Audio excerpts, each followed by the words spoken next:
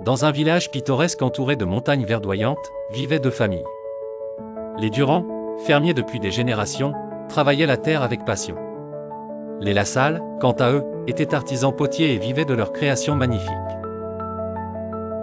Un jour, un étranger arriva au village, portant avec lui une rumeur inquiétante.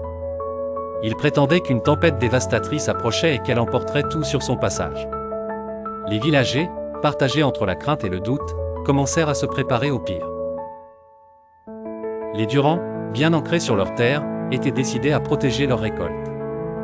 Le père, Pierre, avec ses fils, renforcèrent la grange et sécurisèrent les champs avec de gros sacs de sable. Malgré les efforts, la peur grandissait. Ils savaient que leur survie dépendait de ces récoltes. Chez les Lassalle, l'angoisse était palpable. Jeanne, la mère, se souvenait des contes racontés par sa grand-mère sur des tempêtes anciennes. Elle décida de créer une immense poterie, un vase sculpté, qui porterait les symboles de protection et de chance. Les jours passaient lentement, chacun scrutant le ciel. La tension augmentait avec chaque souffle de vent plus fort que d'habitude. Pourtant, la tempête ne venait pas.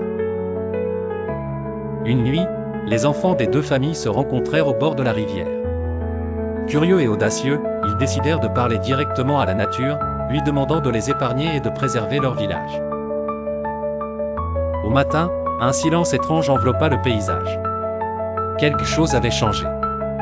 Le ciel était clair, et le village paraissait intact. Les villageois, perplexes mais soulagés, ne pouvaient en croire leurs yeux. Les Durand et les Lassalle remercièrent leurs enfants pour leur courage. Ils avaient compris que parfois, les actions les plus simples et les plus sincères ont le plus grand impact.